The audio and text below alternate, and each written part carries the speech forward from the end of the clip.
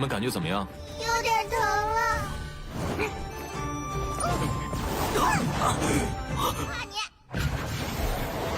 婷婷，我只是和你们开个玩笑啊！我是小雨，我叫小火。记住，别惹事。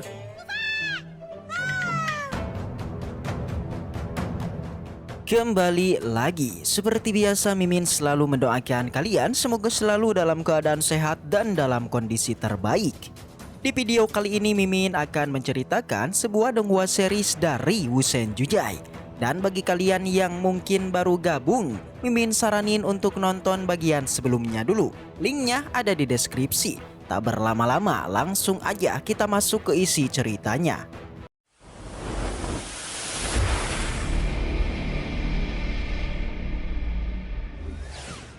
Pada episode sebelumnya kita sudah melihat tentang kekuatan Lord Qingchen yang sudah di luar nalar. Terbukti dia berhasil mempermainkan dua praktisi sekaligus yang kemarin ingin membegalnya.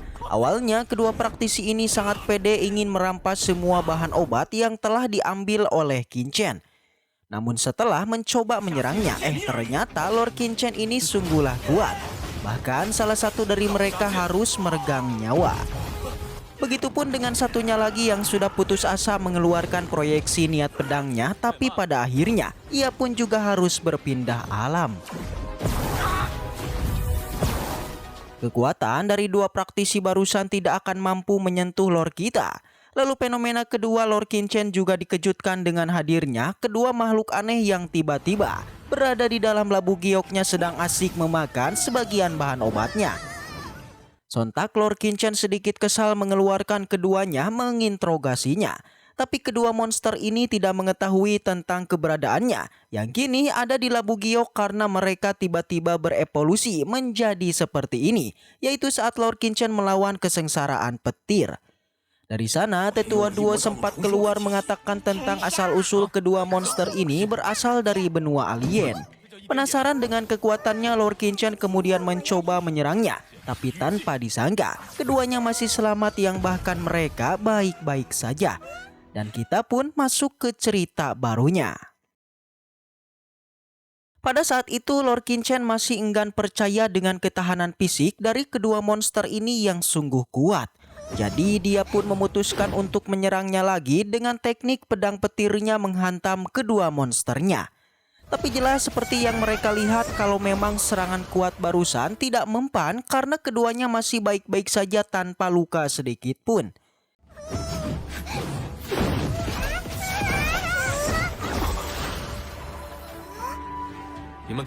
Di sana Lord Qingchen kemudian menanyakan apa yang mereka rasakan setelah mendapatkan serangan dari dirinya. Awalnya kedua monster ini tidak mengerti dari pertanyaan Qingchen, bahkan Lord kita kembali menegaskan pertanyaannya apakah perasaan mereka setelah mendapatkan serangan barusan. Dengan santuy keduanya bilang jika serangan barusan terasa nyaman dan seperti dipijat. Sontak aja tetua duo yang mendengarnya sangatlah terkejut dengan pengakuan itu. Bagaimana bisa serangan yang sangat kuat itu seperti dipijat? Karena jika dirinya yang mendapatkan serangan itu sudah pasti akan terluka. Selain tetua duo, Lord Qingchen juga semakin tertarik akan keduanya dan mulai terus berpikir tentang batas tingkat kekuatannya. Alhasil demi untuk mengetahuinya, Lord kita kembali mengeluarkan kekuatan pedangnya. Tapi serangannya kini bukanlah diarahkan pada kedua monster, tapi pada tetua duo. Tampaknya Lord kita penasaran akan serangan barusan yang tidak mempan pada kedua monster yang kini ia coba pada tetua duo. Ternyata serangannya tidaklah lemah. Terbukti setelah mendapatkan serangan, tetua duo pun kesakitan dan langsung terluka. Lalu Lord kita kemudian meningkatkan serangannya dengan kini menebaskan pedang karatnya pada dua monster itu. Kembali setelah menyerangnya, Qingchen menanyakan lagi hasil serangannya barusan. Lagi-lagi serangan yang sangat kuat ini mereka hanya bilang sedikit ada getaran saja dibandingkan serangan tadi. Jelas kembali Lord Qingchen pun teruslah meningkatkan serangannya karena dia tidak percaya akan kekuatannya yang tidak bisa melukai monster ini. Dia pun mengerahkan pedangnya ke langit memunculkan efek petir dan menebaskannya. Alhasil serangan kali ini pun akhirnya mampu membuat kedua monster terpental dan kesakitan. 有点震动。有点疼了。 Dari belakang tetua duo sangatlah tidak percaya dengan ketahanan dari dua monster ini yang sangat kuat. Akhirnya ia pun mencoba menyerangnya dengan meremasnya. Awalnya, tetua duo merasa senang karena ternyata kedua monster ini sangat lemah yang bahkan mereka tidak bisa menahan satu serangannya. Namun tiba-tiba tangannya pun bergetar dan kedua monster kembali keluar. Tindakan dari tetua duo barusan beneran membuat kedua monster pun menjadi kesal, tidak terima lalu menyuruh semua serangga hitam untuk menyerang tetua duo. Sontak aja melihat itu tetua duo pun ketakutan mengatakan kalau tindakannya barusan hanya bercanda aja. Alhasil kedua monster pun menghentikan serangannya menyuruh serangganya untuk kembali.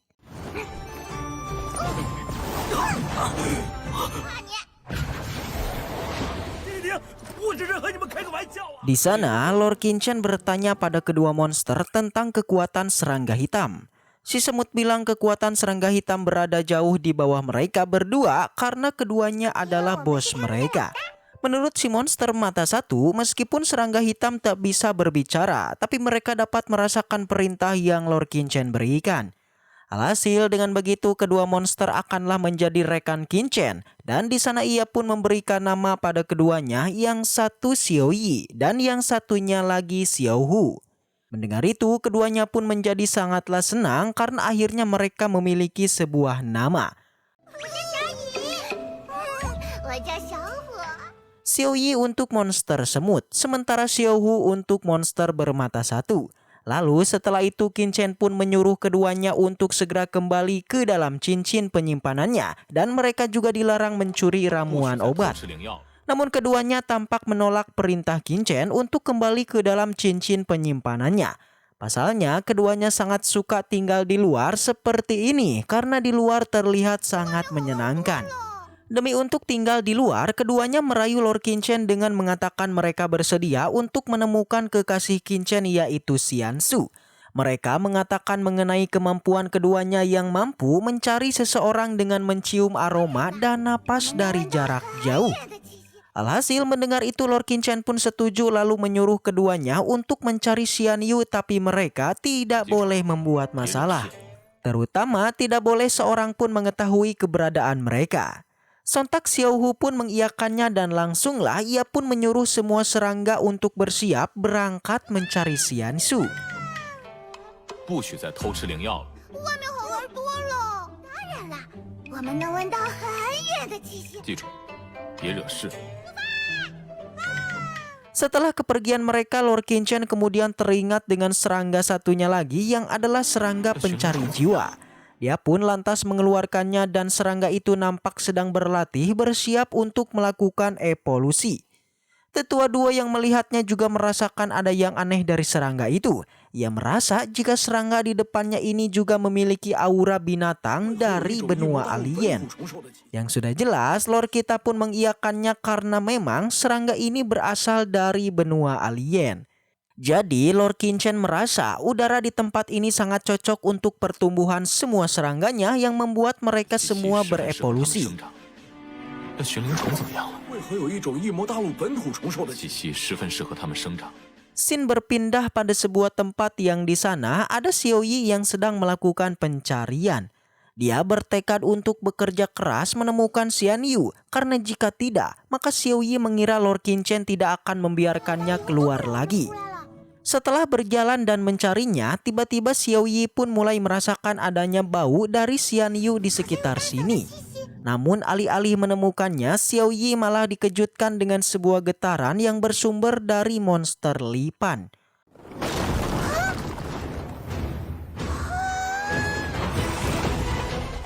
Jelas aja Xiao Yi pun menjadi terkejut sekaligus ketakutan karena ukuran lipan ini sungguhlah besar dan dia langsung menyerangnya.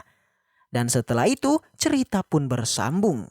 Lalu bagaimanakah kelanjutan ceritanya? Apakah Xiao Yi mampu mengalahkan monster lipan ini? Secara ya, kekuatannya ini sungguhlah kuat yang bahkan bisa menahan serangan dari Lord Qianchen. Sebelum kita akhiri video kali ini, seperti biasa Mimin akan kembali bahas untuk spoiler lanjutannya. Langsung aja kita pun masuk ke spoilernya. Dalam cuplikannya, kita bisa melihat mengenai Xiansu yang kini tengah dikepung. Terlihat dia sampai terluka terengah-engah karena selalu mendapatkan serangan dari kelompok ini. Di saat itu seorang praktisi kemudian terbang ke arahnya sembari menyerangnya dengan senjata palu. Dan selain si pria palu, di sana juga ada si pria pedang yang juga melesat ke arah Xiansu menyerangnya juga. Sudah dipastikan motif penyerangan ini tiada lain adalah pembegalan.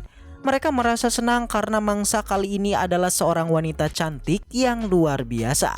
Ketiganya pun tertawa keras dan siap untuk menyerang Xiansu.